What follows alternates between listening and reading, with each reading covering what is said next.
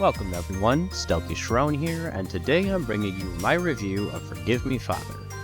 This game was developed by Byte Barrel and published by Fulcrum Publishing, releasing in April 2022. For any Humble Choice subscribers, you would have received this one in the September 2022 bundle. Forgive Me Father is a fast-paced boomer shooter with Lovecraftian inspirations.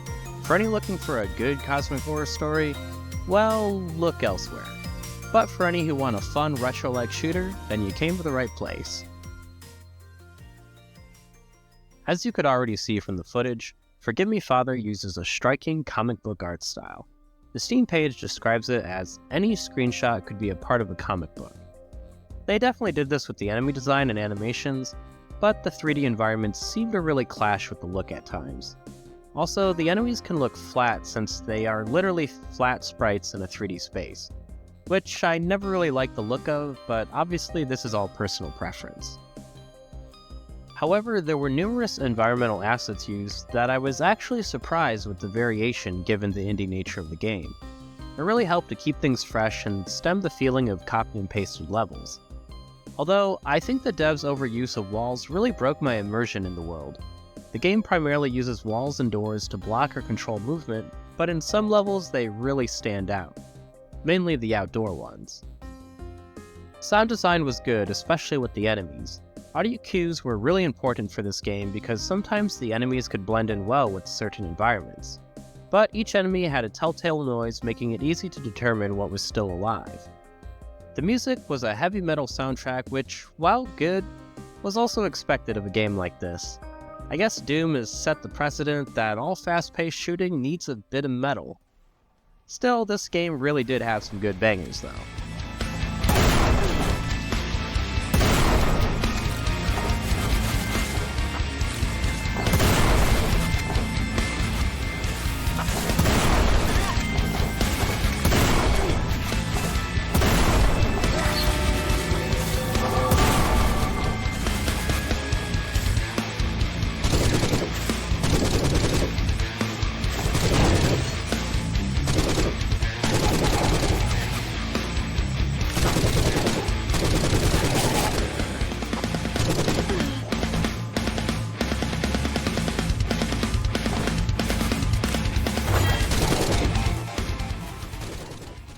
The premise for the story is you either play the priest or the journalist, and they receive a letter from their cousin looking for help. You travel to Pestisville and begin your investigation. However, you're quickly disturbed by the angry locals and horrific monsters trying to halt your every move. There are story notes scattered throughout each level, however the notes are largely disparate and many of them don't really have much value for explaining anything. Most of the story is told through the comic book cutscenes that bookend each level. And it's not much. As someone who's a fan of Lovecraftian horror, this was rather disappointing for me. The story revolves around a typical cult and Cthulhu trying to enter our world of existence, but many of the themes surrounding decaying sanity, hopelessness, and overwhelming truths that completely shatter our tiny understanding of the greater universe are just here at a surface level. Nothing ever really gets delved into that much within the story, and it's here as a way to provide set dressing for each level. The reality is, this is a game where gameplay comes first and above all else, which I completely understand. And the gameplay is a retro boomer shooter. This means fast movement speed and gunplay. I played through the game on normal, which was fairly easy in the beginning, but by the later levels I thought the challenge improved and felt alright for the most part. As is usually the case with these games, you start the game with a limited arsenal, but as you progress you gain access to a variety of guns. Skill points can further augment these weapons into more efficient killing machines, or to change them completely into something else, such as the Tommy gun transforming into a laser cannon. These skill points can be used to also define your playstyle through the improvement of your character's abilities and improving their survivability with increases to overall health and armor values. Players can only access some of these skills through certain trees, blocking off other choices, so you need to think carefully as to how to spend your points, but luckily not that carefully since the game does offer you chances to respec your build. Furthermore, there are two different characters, the journalist and the priest, who each have different abilities. Played as the journalist, who is supposed to be a more aggressive playstyle, versus the priest, a more defensive fighter. As mentioned, I played on normal difficulty and thought that it might be too easy because I didn't use my abilities at all for the first third of the game. Actually, I was afraid that I'd get through the game without ever having to use my abilities. However, the game did disabuse me of that notion in later levels. In several instances later on, I relied on my abilities to carry me through fights, and maybe some of those fights would have been easier if I had spent more points into them. The game has designated save spots that create checkpoints throughout the level. Most of the time, these are well spaced out and placed at good times. However, there were times where I checkpointed with minimal health right before a particularly hard encounter. These were the most frustrating, as I would redo them over and over again. This is because you would start with the same amount of health you saved at, and I was way too stubborn to start a level completely over. Although both of the characters do have their own healing ability, the priest can channel his crucifix to restore his health. However, the journalist wasn't quite so generous. Instead, after smoking a blunt, she gains the fiery sword that she can swing around for a bit, and each attack gains back health.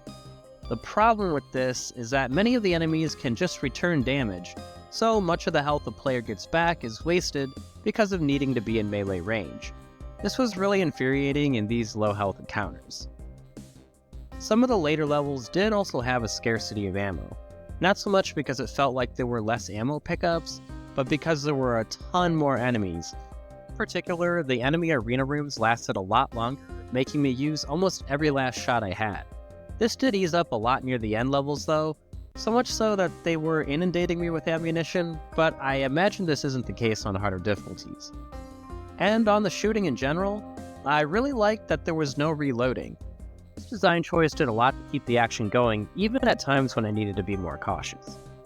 While scattering enemy remains for the 4 winds is the primary focus of the game, each level has several secrets sprinkled throughout, granting players extra ammo, health, armor, and sometimes a limited use special weapon.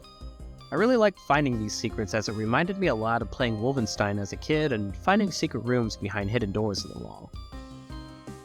And most of the level design is fairly good. Many of the levels use tight quarters and rooms to control the action. However, some of the levels have more open space, which I didn't really like as much, and I felt those levels weren't as well designed.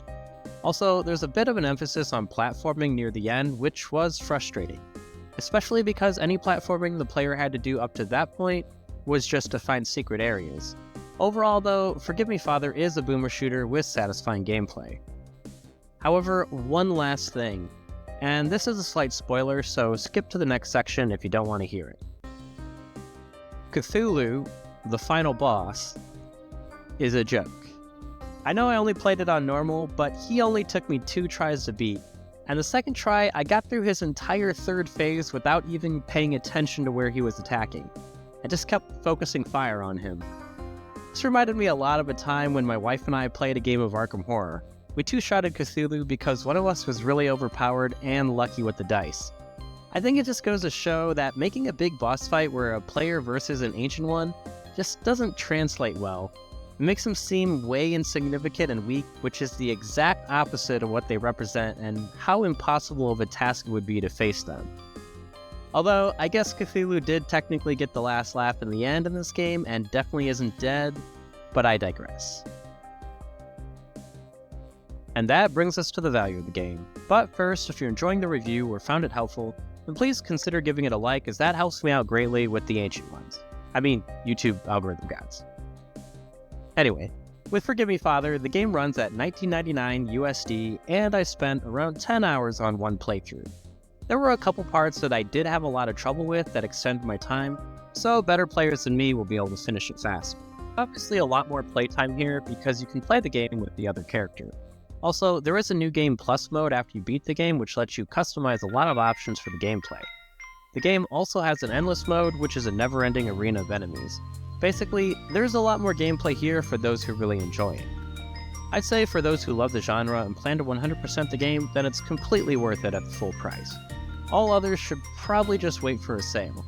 It's fun, but it does have some moments where the gameplay drags, and the story is definitely weak for anyone coming into this as solely a Lovecraftian aficionado.